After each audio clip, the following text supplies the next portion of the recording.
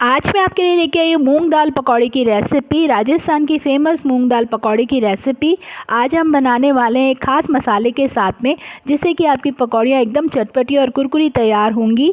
और इस पकौड़ी को मकर संक्रांति पर स्पेशली ज़रूर बनाया जाता है। पतंगों के साथ साथ पकौड़ियों का भी आनंद लिया जाता है।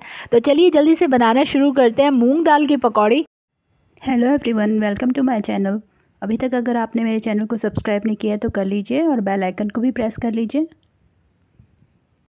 मूंग दाल पकौड़ी बनाने के लिए यहाँ पर मैंने आधा कप मूंग दाल को 2 से 3 घंटे के लिए भिगोकर रख दिया था। बहुत अच्छे से भीग कर तैयार हो गई है। भिगोने से पहले मैंने इसको बहुत अच्छे से 3 से 4 पानी से धोकर उसके बाद में इसको भिगोया था। तो ये बहुत अच्छे से फूलकर तैयार हो गई है। आप चाहें तो इसको ओवरनाइट भी भिगोकर रख सकते हैं और उसके बाद में इसका पानी जो है वो अच्छे से निकाल कर आपको अलग बर्तन में रख लेना है।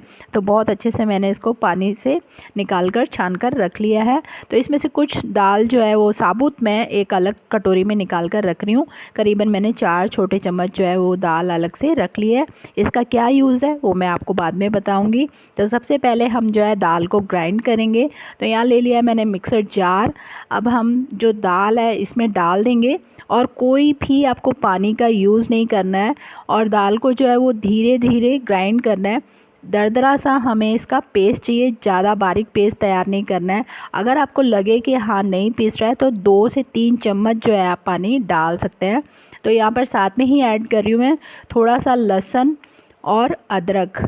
5 से 6 कलियाँ जो है लहसुन की ली हैं और 1 इंच का टुकड़ा मैंने अदरक का लिया है, उसको भी हमने साथ में ही डाल दिया है। अब हम इसको कर लेते हैं ग्राइंड और इसको कोसली ग्राइंड करने के बाद में मैंने देखिए बाउल में निकाल लिया है। इस तरह का बैटर जो है वो तैयार हो जाएगा। तो यहाँ पर देखिए दरदरा सा बैटर ही आपको रखना है, बिल्कुल बारीक नहीं करना है दाल को, उससे फिर पकौड़ियाँ जो है वो अच्छे से तैयार नहीं होंगी। तो इस तरह का बैटर जो है हमें तैयार करके रख लेना है। अब इसके लिए हमने तैयार करना है एक स्पेशल मसाला। तो दाल को रख देते हैं 1 मिनट एक साइड में।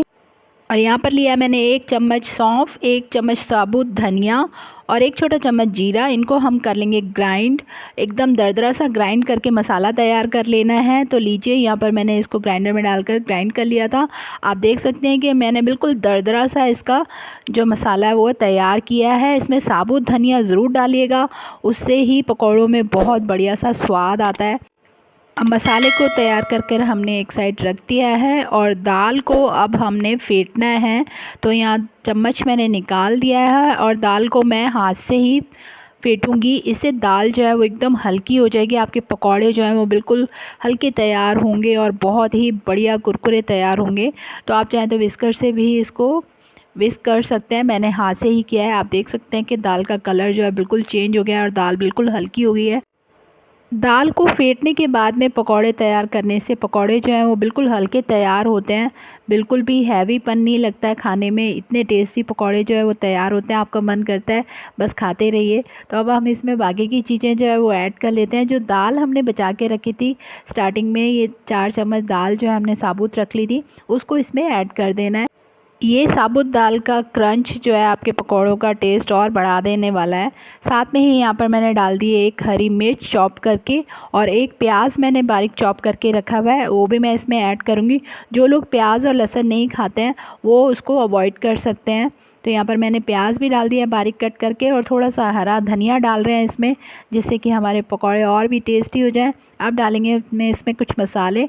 आधा चम्मच डाला है मैंने नमक, आधा चम्मच डाला है मैंने कश्मीरी लाल मिर्च, आधा चम्मच गरम मसाला, आधा चम्मच डाल रही हूँ यहाँ पर मैं चाट मसाला। चाट मसाला की जगह आप यहाँ पर अमचूर पाउडर भी डाल सकते हैं। अब जो मसाला हमने तैयार करके रखा था ग्राइंड करके, उसको इसमें ऐड कर देंगे और सभी चीज़ों को अच्छे से मिक्स कर लेंगे। और अगर आपको मेरी बनाई हुई रेसिपीज़ अच्छी लगती है तो प्लीज़ मेरे वीडियोस को लाइक और शेयर करें और मेरे चैनल पर पहली बार हैं तो चैनल को सब्सक्राइब करके बेल आइकन को प्रेस करना ना भूलें। और यहाँ पर मैंने पकौड़ों का बैटर जो है बहुत अच्छे से मिक्स कर लिया है। 5 मिनट इसको रेस्ट देने के बाद में हम पकौड़े जो हैं वो फ्राई करेंगे। तो यहाँ पर 5 मिनट हो चुके हैं बैटर को रेस्ट करते हुए। उसके बाद में मैंने इसको एक बार और अच्छे से हाथ से अच्छे से मिक्स कर लिया है और गैस पर मैंने चढ़ा दी है कढ़ाई। ऑयल भी जो है वो गर्म हो चुका है। तो अब चलते हैं गैस की तरफ और पकौड़े करते हैं फ्राई। तो यहाँ आप देख सकते हैं कि ऑयल जो है वो बहुत अच्छे से गर्म हो चुका है। मैंने यहाँ पर रिफ़ाइंड ऑयल का इस्तेमाल किया है, आप चाहें तो सरसों के तेल का भी इस्तेमाल कर सकते हैं। ऑयल को एक बार पहले अच्छे से गरम कर लीजिए, फिर पकौड़ियाँ डालने के बाद में हीट को जो है वो मीडियम हीट पर कर दीजिएगा। तो यहाँ पर हम छोटी छोटी पकौड़ियाँ जो है इसमें डालेंगे। दाल की पकौड़ियाँ जो हैं वो छोटी छोटी बनाई जाती हैं, बड़े पकौड़े नहीं बनाए जाते हैं। तो इसी तरह से मैं अच्छे से सारी पकौड़ियाँ जो है वो तेल में डाल दूँगी। तो यहाँ पर देखिए पकौड़ियाँ जो है फ्राई होना शुरू हो गई है और गैस को मैंने कर दिया है मीडियम हीट पे और इनको अच्छे से क्रिस्पी गोल्डन ब्राउन होने तक हमने फ्राई कर लेना है।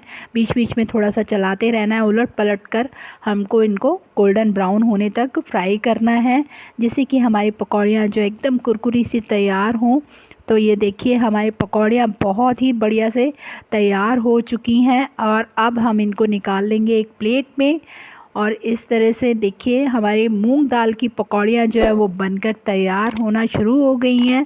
और ये लीजिए मैंने इसको प्लेट में निकाल दिया है। बहुत टेस्टी सी ये पकौड़ियाँ बनकर तैयार होती हैं।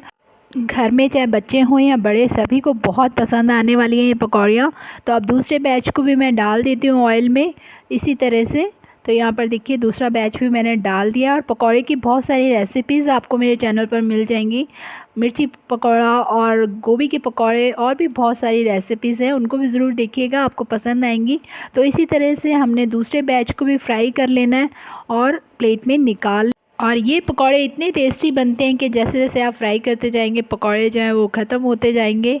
इन पकौड़ों को स्पेशली मकर संक्रांति पर राजस्थान में ज़रूर बनाया जाता है और इन्जॉय किया जाता है सर्दी के दिनों में। बहुत ही टेस्टी लगते हैं ये पकौड़े।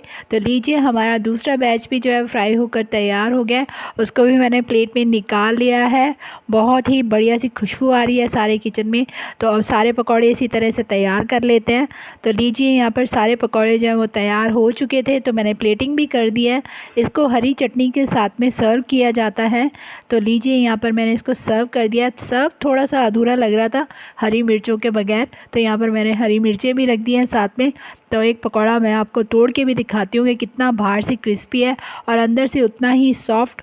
बहुत ही टेस्टी ये पकौड़े लगने वाले हैं। आप सभी की तरफ से एक पकौड़ा मैं टेस्ट कर लेती हूँ। बहुत ही टेस्टी पकौड़े बनकर तैयार हुए हैं, मैंने तो बनाकर टेस्ट भी कर लिया है। अब आप भी अपने घर पर जल्दी से इन पकौड़ों को ज़रूर ट्राई कीजिए और अपने एक्सपीरियंस मेरे साथ कमेंट बॉक्स में ज़रूर शेयर कीजिएगा।